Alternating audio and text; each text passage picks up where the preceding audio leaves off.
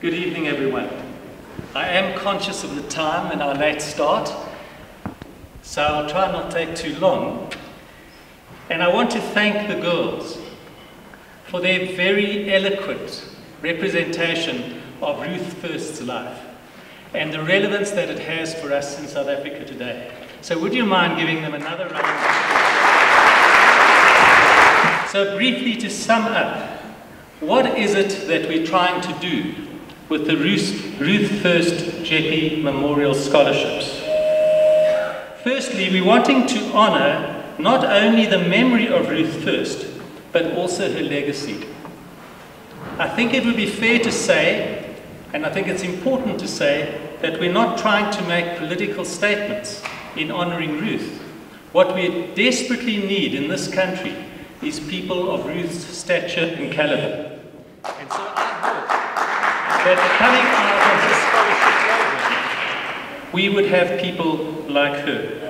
And I think it would be fair to say that the program speaks for itself, as you heard. The second thing is we're trying to promote the education of girls. If you want to change the world, educate girls. Sorry guys, you're hopeless.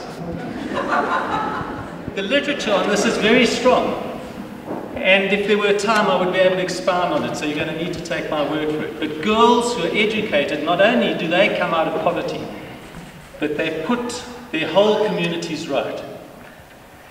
The third thing we're trying to do is showcase high quality public education. And you heard one or two of the speakers refer to it, and Dr. Janwala. Ladies and gentlemen, public education need not be like it is today. It really can be done.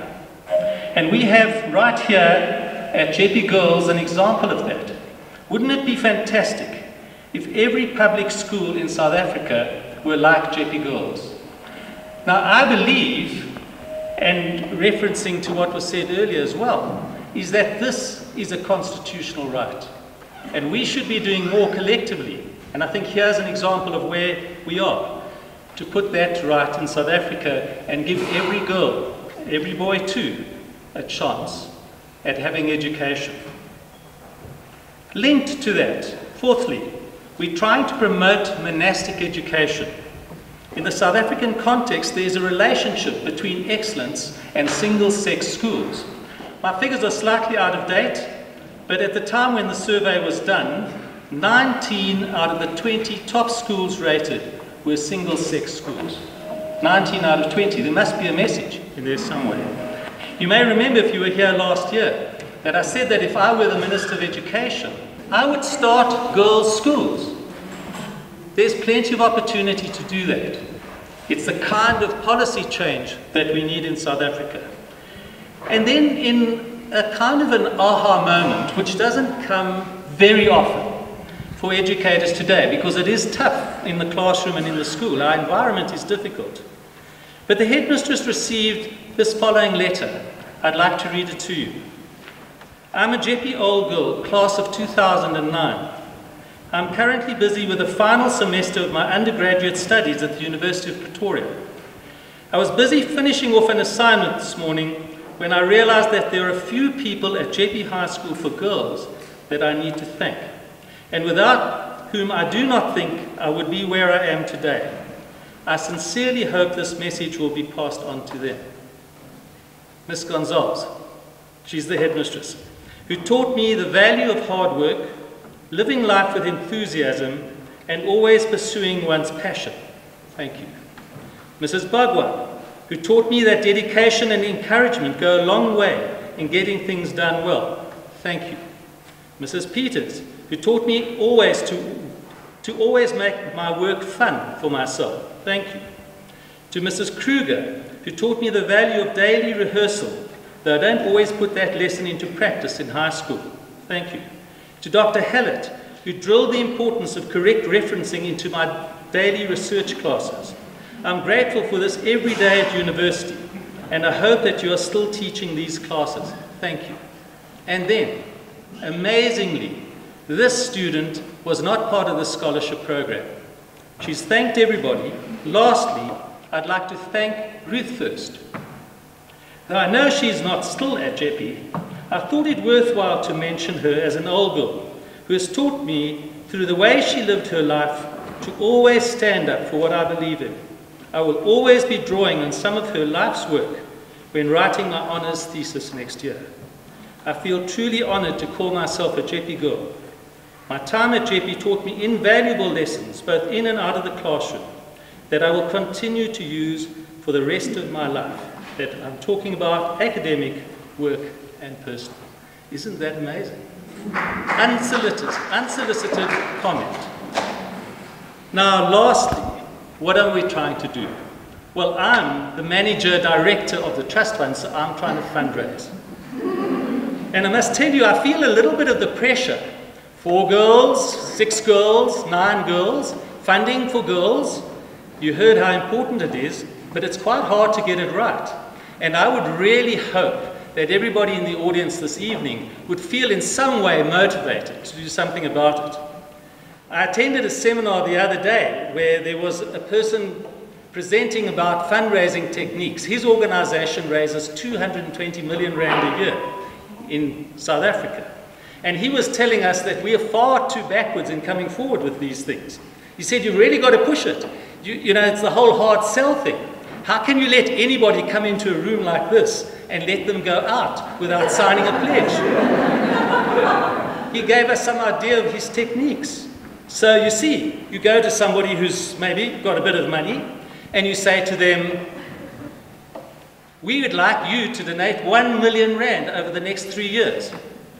Do you want to do it 300, 300 or 400? So maybe there's a bit of hesitance at that point, and then you show him a list of his friends and you say, you see, so-and-so's giving, so-and-so's giving. Now I did put in the program. I have put the donors in the program.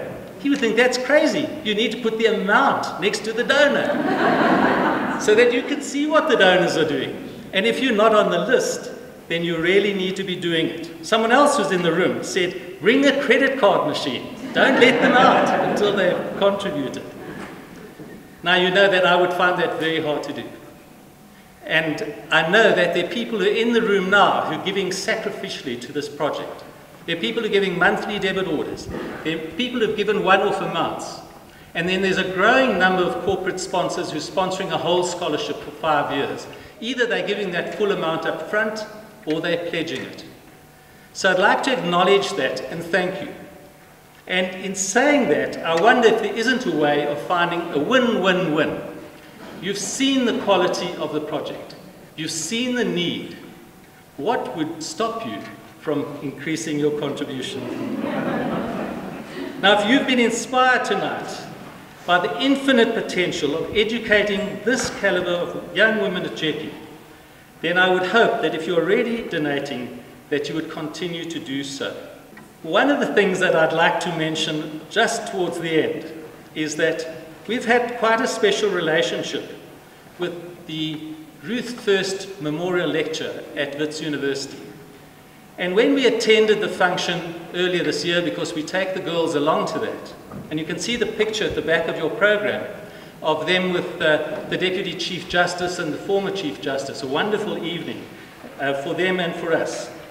An idea was suggested to us as the Ruth First Memorial Trust. And I'm going to ask Professor Shireen Hassim if she would come up and make an announcement that I think is going to be wonderful for all of you. Thank you.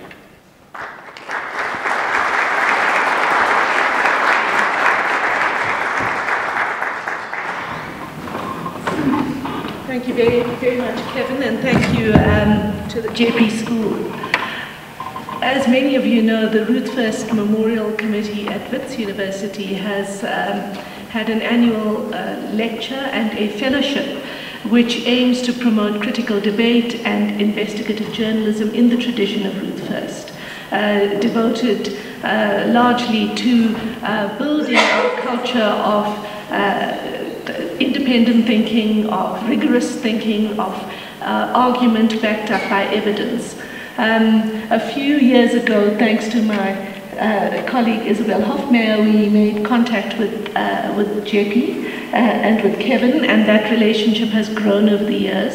It has now become part of the tradition of the lecture that one of the girls from JEPPE introduces the life of Ruth first to our audience. And as Kevin says, we thought about how we could build this relationship further, and I'm really very delighted on behalf of the committee to announce that we have secured from Wits University 2 scholarships that are to be reserved for Ruth First scholars from JEPPE to study in any field of their choice at Wits University. And that is, I think, one of the rare aspects of that fellowship is that it will cover students regardless of where they want to study. So in line with the idea of developing young women who are critical, independent, well-trained, and will contribute to our society, the Ruth First Committee will act as mentors. We hope that we will be deeply involved in the lives of the two scholarship girls who come to Wits University, and they will become part of our committee, and we will train them in some very important administrative tasks. But also we hope we will steer them through the rather difficult world of the university. So thank you very much, and we're really very pleased that we could do this.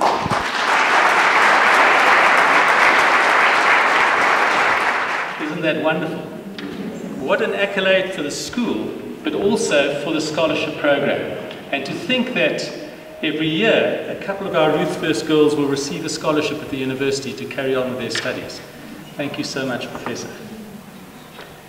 Now we've come to the end of our evening, and I'd like to say that in commemoration, I thought it was appropriate, in thinking about a great patriot and a wonderful South African school, if we could all stand and sing the South African national anthem together.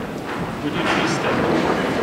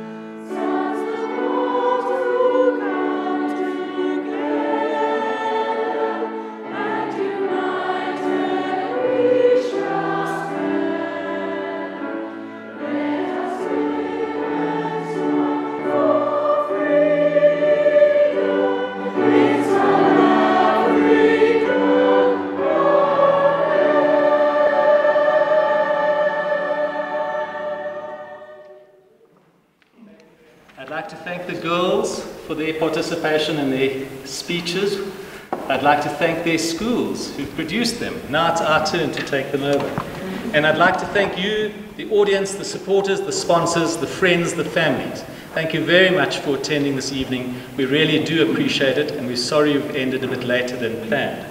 You're very welcome to stay. Refreshments are available. Please mingle, Please meet Dr. Jinwara. She's going to be taking photographs initially with the girls, and enjoy the rest of the evening. Thank you very much for coming.